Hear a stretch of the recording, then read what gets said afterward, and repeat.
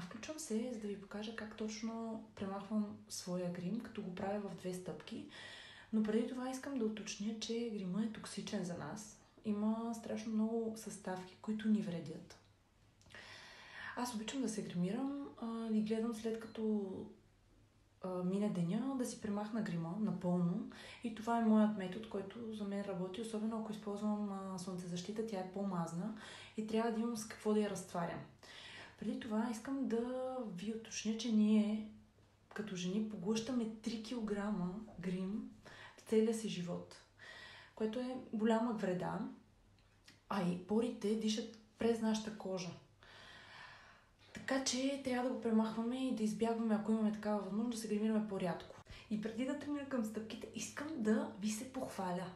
Забележете, аз не правя никакви мимики на челото и нямам нищо поставено. Не съм си правила никаква процедура, ботокс, който да те бетонира. Нямам нищо такова. Това е само с масаж. Отпуска ти се гневна бръчка, която се казва бръчката на гордостта. Отпуска се чрез специални методи и самото чело, и в даден момент просто не си изразяваш мимиките на челото, не надигаш вежди. Вижте, те са ми толкова отпуснати мускулите, че не мога да ги надигна, което е просто изумително. А не си слагам нищо, което да ми вреди. Просто искам да ви го споделя, защото работи, като човек полага грижи и иска да се подобри. Някакси му се отварят пътищата, портите, вратите и става. Но ми отнема време, разбира се. Ако искате, ще ви го споделя в друго видео. Знаете какво е чувството, когато отидете на масаж за тялото и ви правят дълбоко тъканен масаж, например, и след самия масаж сте като супер отпуснати, мускулите не ви тежат, някакси се чувствате като нов.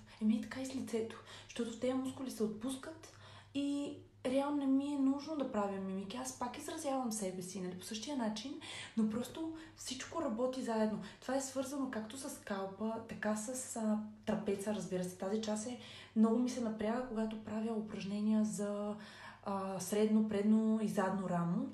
Винаги ми вкарвам и трапците. Отпуска се, както и корема, то е свързано, и гърба.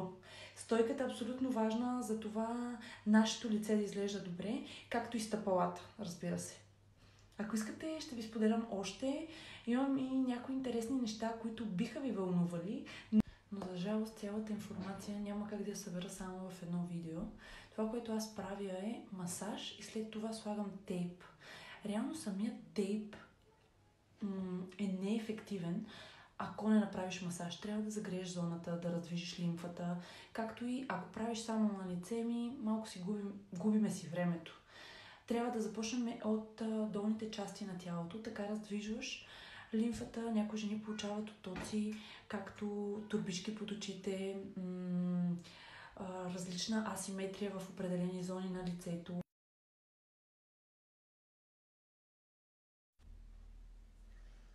Самите масажи и тейпиране се правят всеки ден. И така започваш след, може би 2 седмици да виждаш драстичен резултат в тялото си. Ясно е, че старостта ще ни стигне, но все пак е важна грижата.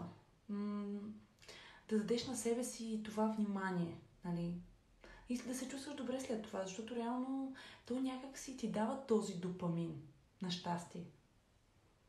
И така, ако сте стигнали до тук, е време да ви покажа моите методи за премахване на грим. Помежду другото, това беше моята първоначална цел, направена на видеото, но реших да ви покажа ефекта от масаж и тейпиране. Първата стъпка, която използвам е ето този кремообразен крем, който би ви свършил работа, но всякакво масло, което е на мазна основа, също премахва този перманентен грим. Искам да съм по-бърза, защото много говоря. И втора стъпка.